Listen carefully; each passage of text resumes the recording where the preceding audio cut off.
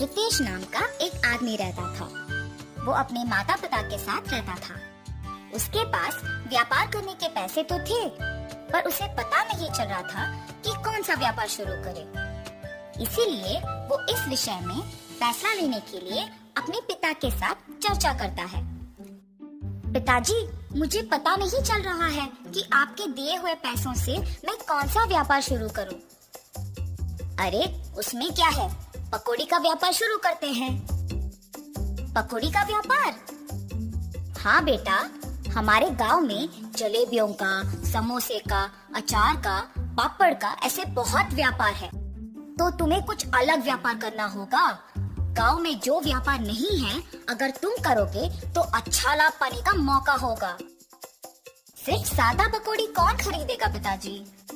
इसीलिए हम सिर्फ सादा पकौड़ी नहीं बनाएंगे। तो फिर हम सादा पकौड़ी में साथ साथ चिकन पकौड़ी, फिश पकौड़ी, मिर्ची पकौड़ी, आलू पकौड़ी, प्याज के पकौड़ी, अंडे के पकौड़ी जैसे अलग अलग तरह के पकौड़ी बनाएंगे। ऐसे हमारा व्यापार को बहुत लाभ मिलेगा। रितेश को अपने पिताजी के बात सच लगे। परंतु मुझे इतने प्रकार के पकौड़ी बनाना नहीं आता है ना पिताजी। मुझे भी तो बनाना नहीं आता। हम खुद इन सब के विधि बनाएंगे और इसके लिए तुम्हारी माँ भी सहायता करेगी। ऐसे कहकर रितेश के पिताजी रितेश को प्रोत्साहित करते हैं। फैसले के अनुसार पकौड़ी को बनाने के सामग्री रितेश खरीद के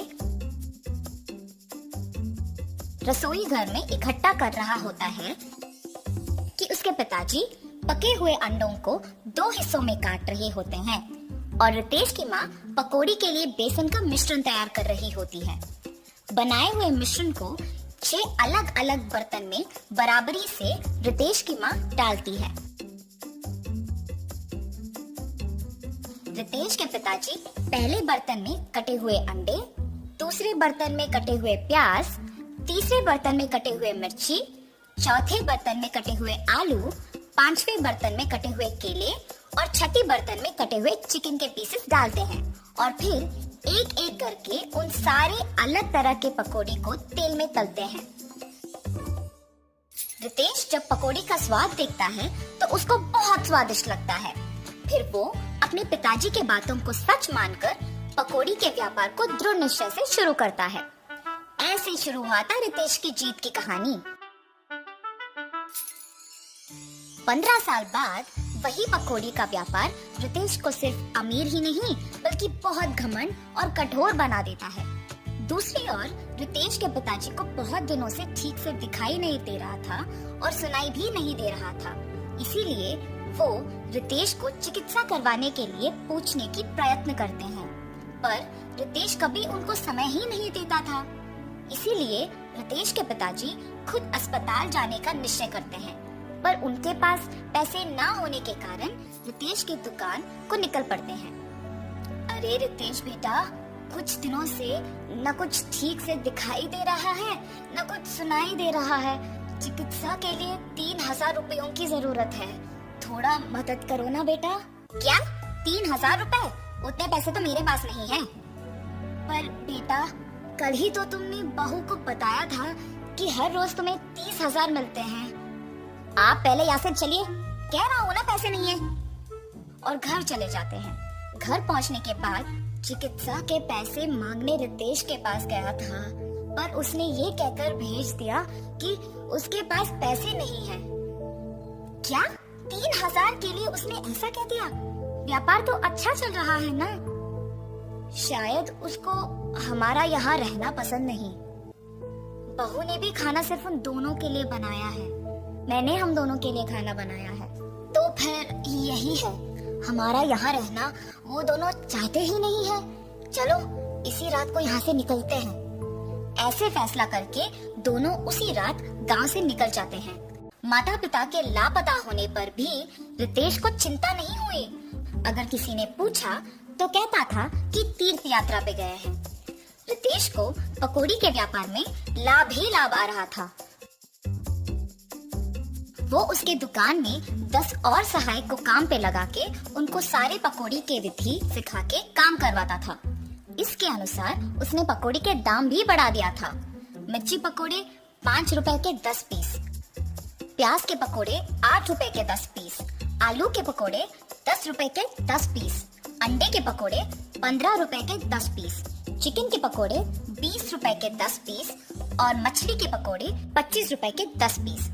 पकोड़ी का स्वादिष्ट होने पर लोग भी बहुत आते थे, जिसकी वजह से रितेश का दुकान हमेशा भीड़ से भरा और व्यस्त रहता था और दुकान का लाभ भी दुगना हो गया था। रितेश ऐसे ही उसकी संपत्ति बढ़ाने में दिन भर व्यस्त रहता था और उसकी पत्नी भी अपनी समय अपनी सहेलियों के साथ बिताने में और पैसे खर्च करने में व्यस्त रहती थी और उनके बच्चों के साथ भी ज्यादा वक्त नहीं बिताती थी। बच्चों के देखभाल के लिए एक ताई को रख के वो चले जाती थी। रितेश व्यापार और संपत्ति के मोह में पड़कर दोस्तों के साथ वक्त गुजारता था और उसकी पत्नी उसके सहेलियों के साथ वक्त गुजारती थी।